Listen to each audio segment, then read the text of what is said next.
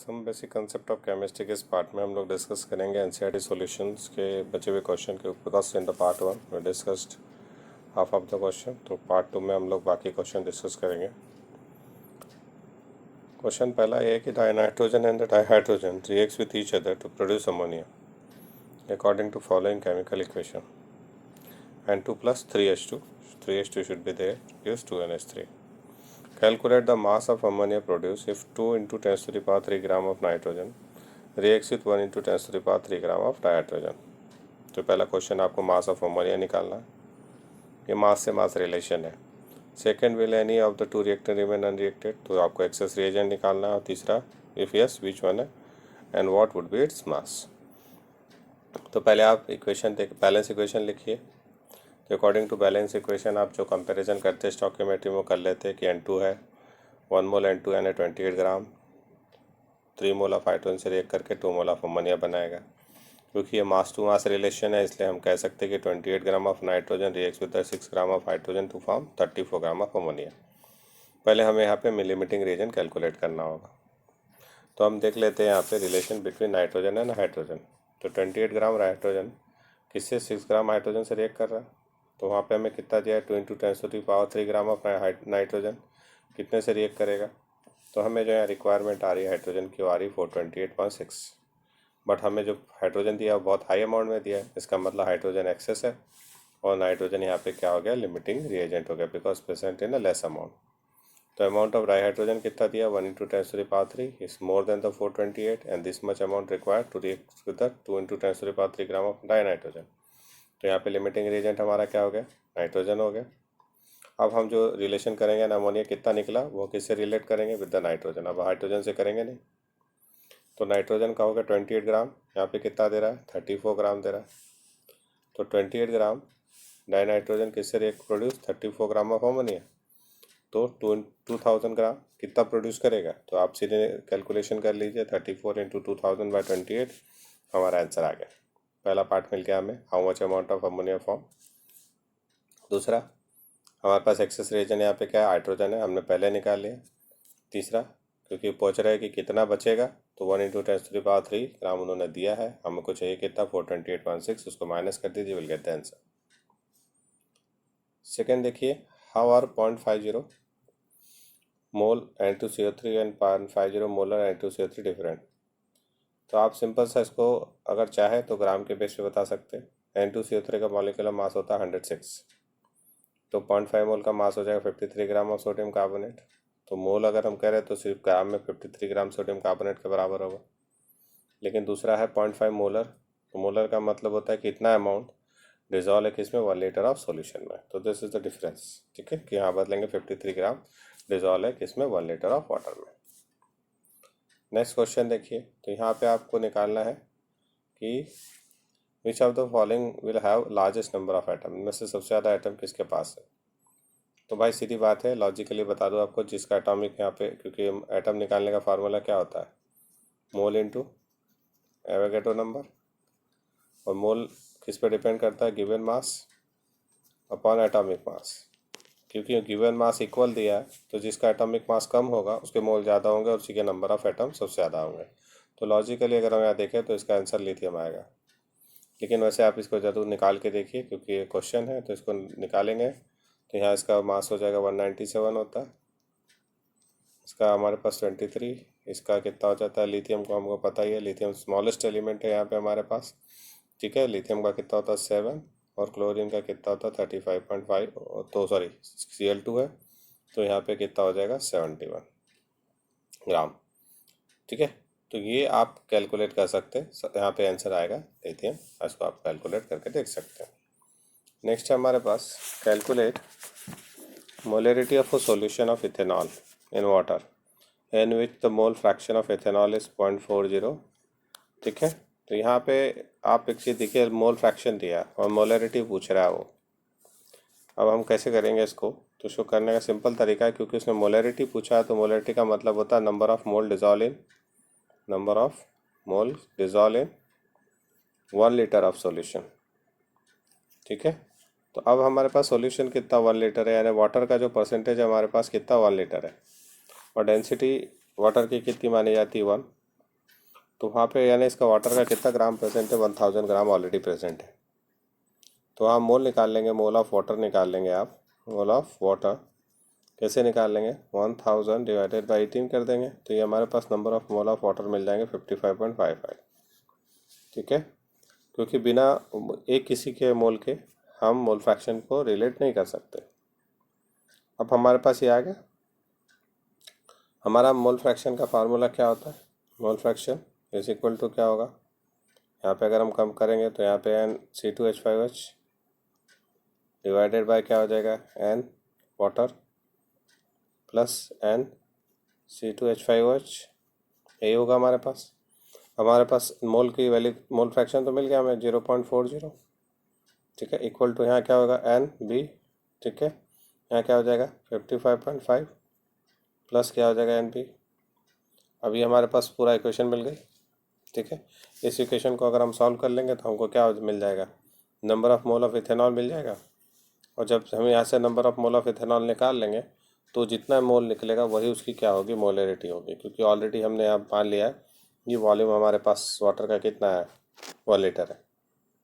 ठीक है, तो इसको सॉल्व करिए। तो जब हम इसको सॉल्व करते तो हमारे पास अगर हम डायरेक्टली इसको लिखें तो हमारे पास कितना आ गया, 0.40 आ गया, इक्वल टू क्या आ गया, अल्कोहल के इसको NB मान लेते, NB 55.5 प्लस क्या हो गया NB। ठीक है, इसको सॉल्व करिए आप, तो आपको इसको पूरा सॉल्व कर लीजिए अच्छे से, तो विल गेट, इसको आंसर हमारे पास आता है 2.31 मोल पर लीटर। ठीक है, ये हमें मिल जाएगा। उसके बाद है 1 mole of carbon atom, 1 mole of carbon atom 6.023 into 10⁻23। क्योंकि यहाँ पूछ रहा है ये कि हमारे पास कितना है, what will be the mass of 1 atom of carbon. तो हमको mass of 1 atom of carbon निकालने का फार्मूला तो पता ही है कि क्या होता है, atomic mass in gram divided by Avogadro number. ठीक है, हमने एटॉमिक मास लिया 12, उसका एवोगैड्रो नंबर से क्या क्या डिवाइड किया, हमारा आ जाता है what will be the mass of 1 atom of carbon 12, 1.99 into 10⁻23। ठीक है, ग्राम। नेक्स्ट क्वेश्चन देखिए, how many significant figure should be present in the answer of the following. इसमें आपको बताना है कि जो आंसर निकलेगा उसमें कितने सिग्निफिकेंट फिगर होंगे। इसको सॉल्व नहीं करना हमको, ऐसे क्वेश्चन में याद रखिए। जैसे पहला क्वेश्चन है, तो इस क्वेश्चन में याद रखिए जो छोटी वैल्यू होती है, सबसे छोटा सिग्निफिकेंट फिगर होता है, उतने ही, या लिस्ट प्रिसाइज जो सिग्निफिकेंट फिगर होता है उतना ही सिग्निफिकेंट फिगर तक हमारा आंसर होना चाहिए। तो अगर इसमें हम देखें तो पहले वाले में कितने सिग्निफिकेंट फिगर है, ठीक है, दूसरे में कितने हैं, तीसरे में कितने, चौथे में, तो यहाँ सबसे छोटा हमें दिखाई दे रहा है लिस्ट प्रिसाइज कितना है, 0.112। तो और उसमें सिग्निफिकेंट फिगर कितने हैं, 3, यानी हमारा आंसर भी कितने सिग्निफिकेंट फिगर तक होना चाहिए, 3 सिग्निफिकेंट फिगर तक होना चाहिए। दूसरा आ जाओ, तो इसमें 5 एग्जैक्ट नंबर है, तो एग्जैक्ट नंबर को हम कभी भी इसमें रूल्स में कंसिडर नहीं करते। तो एग्जैक्ट नंबर को अगर हम छोड़ दें तो हमारे पास सेकंड टर्म कितनी, 4 सिग्निफिकेंट फिगर तक है, तो हमारा आंसर भी कितना होना चाहिए, 4 सिग्निफिकेंट फिगर तक होना चाहिए। ठीक है, तीसरा एडिशन है, तो आप वहाँ देखते हैं कि डेसिमल प्लेस के बाद लिस्ट प्लेस तक कितना जा रहा है, तो यहाँ पे सभी में 4 प्लेस तक जा रहा है, इसलिए हमारा भी यहाँ पे आंसर क्या होना चाहिए, 4 सिग्निफिकेंट फिगर तक होना चाहिए। ठीक है, हमारे पास है सिग्निफिकेंट फिगर का आंसर। नेक्स्ट क्वेश्चन हमारे पास है, use this data given in the following table to calculate the molar mass of the organ.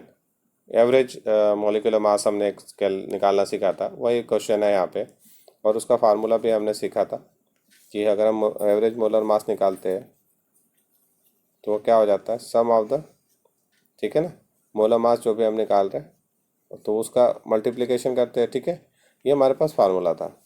अब हम यहाँ पे अगर इसको सॉल्व करेंगे तो हमारे पास सॉल्व सिंपल सा है, सीधे सीधे हमने मल्टीप्लिकेशन करके निकाल लिया। तो यहाँ पे परसेंटेज कंपोजिशन दिया है का मोलर मास दिया और इसका परसेंटेज कंपोजिशन दिया, तो ये हो गया हमारे पास molar mass into percentage composition divided by 100। तो उसको हमने डायरेक्ट ही रख लिया यहाँ पे 35.96 को हमने 0.3596 रख लिया। ठीक है ना, 0.3596, या फिर इसको ऐसा ना करके डिवाइड तो हमें 337 को करना चाहिए था, तो हमने इसको कर लिया ताकि सुविधाजनक हमको लग रहा था।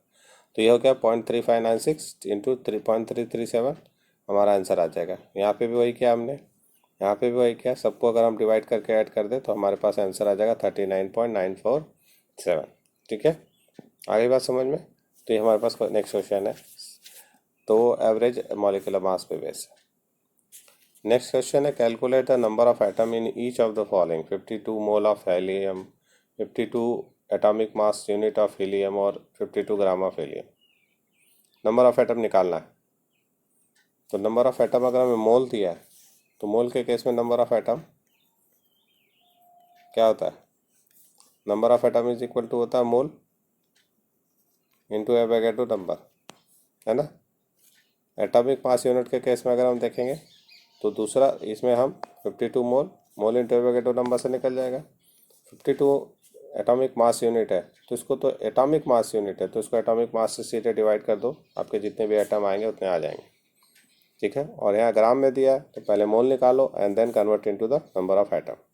देखिए इसको, पहला है 52 मोल ऑफ आर्गन, तो सीधे आप किस में मल्टीप्लाई करेंगे, एवोगैड्रो नंबर में।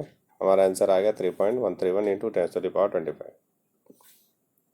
दूसरे केस में देखो 52 एटॉमिक मास यूनिट, तो एटॉमिक मास ऑफ हाइड्रोजन से हीलियम से उसको डिवाइड कर दिया, हमारे पास कितने एटम आएंगे, ओनली 13 एटम। और थर्ड केस में कितना है हमारे पास, ग्राम दिया है तो पहले मोल में बदलेंगे तो 52/4 इंटू फिर उसमें किसका मल्टीप्लाई होगा, एवोगैड्रो नंबर का, तो ये कितना आ जाएगा 13 इंटू 6.022। हमारा आंसर आ गया 7.8286 इंटू 10⁻24 एटम ऑफ हीलियम। ये इंपॉर्टेंट क्वेश्चन है। Welding fuel gas contain carbon and hydrogen only. एक वेल्डिंग गैस फ्यूल है उसमें क्या है, केवल कार्बन और हाइड्रोजन है। Burning a small sample of 18 oxygen gives 3.38 gram of carbon dioxide, 0.690 gram of water and no other products. Volume of 10 liter of this welding gas is found to weigh इतना।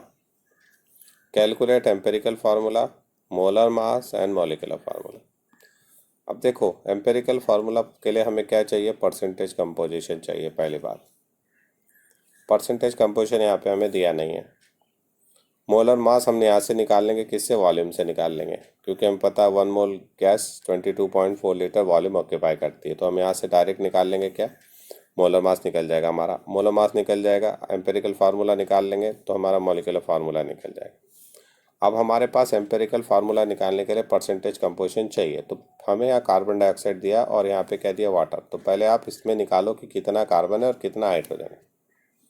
ठीक है, कैसे करेंगे, तो देखो इसको, CO2 क्या होता है, इसका मॉलिक्यूलर मास होता है 44 ग्राम। तो इसका जब परसेंटेज आप कितना अमाउंट ऑफ कार्बन निकालना है तो उसका फार्मूला हो जाता है ना, अमाउंट ऑफ कार्बन 12, क्योंकि 44 ग्राम में कितना है, 12 ग्राम है।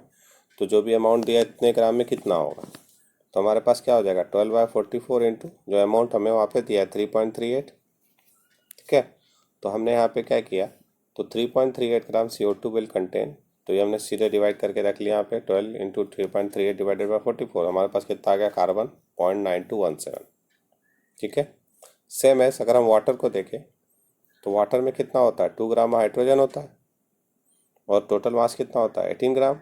तो 2 ग्राम प्रेजेंट है कितने, 18 ग्राम में, तो 6.90 ग्राम वाटर में कितना होगा, तो हमारे पास क्या हो जाएगा 2/18 इंटू 0.690, ये हो जाएगा हमारे पास क्या हो जाएगा, मास ऑफ हाइड्रोजन। ठीक है, अब वो भी हमने कैलकुलेट कर लिया यहाँ पे, तो मास ऑफ हाइड्रोजन हमारे पास कितना आ गया 0.767। ठीक है, अब हमारे पास ये आ गए दोनों के मास। अब हमें चाहिए तो परसेंटेज कंपोजिशन, तो परसेंटेज कंपोजिशन निकालने के लिए क्या करेंगे, जो भी mass of substance divided by total mass into 100, तो हमारे पास टोटल मास हो जाएगा इन दोनों का सम। सम कर लिया हमने, कितना आ गया 0.9984। परसेंटेज निकालने के लिए अब कार्बन का परसेंटेज, जो उसका mass of carbon into 100 divided by total mass, percentage कितना आ गया कार्बन का 92.32। तो जो बचेगा 100 में से वो क्या होगा, हाइड्रोजन होगा, तो 100 में से हमने माइनस कर दिया तो हमारे पास क्या आ गया 7.68% हाइड्रोजन। अब हमें परसेंटेज कंपोजिशन मिल गया। अब हम एम्पेरिकल फार्मूला कैलकुलेट कर सकते हैं। तो पहले आपको मास ऑफ कार्बन निकालना है, मास ऑफ हाइड्रोजन निकालना है, फिर उससे क्या निकालना है, परसेंटेज कंपोजिशन। फिर आप देखिए हमने अभी ये टेबल बना ली, फिर से कार्बन का परसेंटेज हो गया 93.2 232, उसका 7.68, एटॉमिक मास 12N1। अब हमने इसको डिवाइड कर दिया, हमारा मोल अब निकल जाएगा। मोल कितना आ गया? 7.69 आ गया कार्बन का, 7.68 आ गया किसका? हाइड्रोजन का। हम हमेशा स्मॉल नंबर से सबको डिवाइड करते हैं, तो यहाँ दोनों नंबर ही सेम है, तो डिवीजन करने पर हमारे पास क्या आएगा? 1 1 आएगा। होल नंबर में बदलने की ज़रूरत ही नहीं है, ऑलरेडी सिंपल होल नंबर है। तो जो एम्पिरिकल फार्मूला आ गया वो क्या आ जाएगा? कार्बन का 1, हाइड्रोजन का 1, तो CH हो गया। पहला केस निकल गया, एम्पिरिकल फार्मूला निकल गया। दूसरा मोलर मास निकालना है। तो अब हमारे पास क्वेश्चन में दिया था कि 10 लीटर ऑफ गैस जो है, ठीक है ना, 11.6 ग्राम जो है गैस है वो 10 लीटर वॉल्यूम ऑक्यूपाई कर रही है। तो हम निकाल सकते हैं, क्योंकि 1 मोल यानी 1 मोलर मास इन अ ग्राम हमेशा कितना ऑक्यूपाई करता है? 22.4 लीटर। तो अब सीधे हमने रिलेशन से निकाल लिया कि 10 लीटर का मास कितना है? 11.6, तो 22.4 लीटर का मास कितना होगा? तो 11.6 इंटू 22.4 अपॉन 100, आंसर आ गया हमारे पास कितना आ गया? 26 ग्राम। तो ये आ गया हमारा मोलर मास 26 ग्राम। एम्पेरिकल फार्मूला मिल गया, मोलर मास मिल गया। अब एम्पेरिकल फार्मूला मास चाहिए हमको, क्योंकि मोलेकुलर फार्मूला निकालना है। तो CH का कितना हो जाएगा? 12 + 1 यानी 13। तो यहाँ पे देखो हमारे पास क्या आ गया? एम्पेरिकल फार्मूला मास कितना आ गया? 13। और मॉलिक्यूलर फार्मूला निकालने के लिए हम n निकालते हैं, तो n क्या होता है? सबको पता है, molecular mass divided by empirical formula mass. तो कितना हो गया? 26 डिवाइडेड बाय 13 यानी 2, और 2 का मल्टीप्लाई इसमें कर देंगे तो हमारे पास क्या आ गया? Molecular formula C2H2। Important question है, ठीक है। उसके बाद देखिए नेक्स्ट है हमारे पास, the calcium carbonate reacts with the aqueous HCl gives CaCl2 and CO2 according to with the reaction. Calcium carbonate reacts with hydrochloric acid to form calcium chloride, CO2 and the water. What mass of CaCO3? What mass of CaCO3 required to react completely with 25 ml of 0.75 molar HCl? हमें कितना CaCO3 चाहिए इससे react करने के लिए? ये हमारा relation है। तो पहले आप क्या करो कि यहाँ पे HCl, क्योंकि वाट मास, ये मास से मास रिलेशन है सिंपल सा, तो मोलरिटी इज गिवन। तो मोलरिटी के फार्मूले से हम लोग क्या करेंगे? निकाल लेंगे डायरेक्ट कि कितना अमाउंट ऑफ HCl वहाँ पे रिएक्ट कर रहा है, ठीक है। तो पहले आप ये निकाल लो कि how much amount of HCl will react. तो हमने यहाँ निकाल लिया 25 ml 0.75 molar HCl will contain, कितना ग्राम आ गया हमारे पास? 0.6844 ग्राम, है ना। Molarity into molecular mass into volume, ठीक है, आ गया डिवाइडेड बाय 1000, तो हमारा 1 ग्राम मिल गया, है ना। अब इसको हम केमिकल इक्वेशन से रिलेट कर देते हैं। तो इक्वेशन में अगर हम देखें तो 1 mole calcium carbonate 2 mole of HCl से रिएक्ट कर रहा है, यानी कैल्शियम कार्बोनेट का यहाँ मास जो होता है वो कितना होता है? 100 ग्राम होता है। इसका मास यहाँ पे कितना होता है HCl का? 36.5 इंटू 2, तो कितना हो जाएगा? 73 ग्राम हो जाएगा। तो अभी हमारे पास इक्वेशन की रिलेशन कहती है कि 2 मोल ऑफ HCl यानी 73 gram hydrochloric acid 100 gram calcium carbonate से रिएक्ट कर रहा है। तो इतना HCl कितने कैल्शियम कार्बोनेट से रिएक्ट करेगा? तो amount of calcium carbonate that will react with 6.6844, तो कितना हो जाएगा? 100 इंटू 0.6884 डिवाइडेड बाय 73, हमारे पास आंसर कितना आ गया? 0.938 ग्राम ऑफ कैल्शियम कार्बोनेट, ठीक है।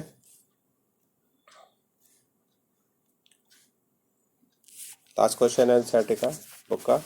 Chlorine is prepared in the laboratory by the treating manganese dioxide with aqueous hydrochloric acid according to the equation 4HCl plus MnO2 gives 2H2O plus MnCl2 plus Cl2. How many gram of HCl reacts with 5 gram of manganese dioxide? फिर वही relation है, स्टोकियोमेट्रिक relation है। How many HCl? तो पहले relation यहाँ देख लो, 4 into 36.5, ठीक है। यहाँ तो हम पहले 4 इंटू क्या करेंगे? 36.5 यानी कितना आ जाएगा? 146 ग्राम आ गया। MnO2 का मास चाहिए हमको, तो MnO2 का मास यहाँ पे निकाल लेंगे। MnO2 का कितना हो जाएगा? 55 हो जाता है। Mn का हो जाता है, O2 का सबको पता है 32, तो कितना आ गया? ये 87 ग्राम आ गया, ठीक है। तो 146 यानी 87 ग्राम। तो इस इक्वेशन को अगर हम देख रहे हैं तो इस क्वेश्चन के अकॉर्डिंग 146 ग्राम किससे रिएक्ट कर रहा है, 87 ग्राम से, है ना। तो यहाँ पे सीधे हो गया कि 87 ग्राम किससे रिएक्ट कर रहा है, 146 से, तो 5 ग्राम कितने से रिएक्ट करेगा, तो क्या हो जाएगा 5 इंटू 8 146 डिवाइडेड बाई 87। तो यहाँ हमारे पास देखो सॉल्यूशन में क्या कह रहा है, 1 mole of MnO2 reacts with completely with 4 mole of HCl। तो 87 ग्राम रिएक्ट्स विथ 146 ग्राम, ठीक है, ओके। अब उसके बाद हमारे पास क्या आ गया, 146 ग्राम। उसके बाद यहाँ पे हमारे पास क्या आ गया, 5 ग्राम MnO2 will reacts with the HCl। तो HCl से रिएक्ट करेगा तो 146 इंटू 5/87। तो इसको सॉल्व कर लीजिए, हमारे पास आंसर आ गया कितना, 8.40 ग्राम ऑफ, ठीक है, HCl। तो एक सिंपल क्वेश्चन है, आप NCERT एक्सरसाइज कंप्लीट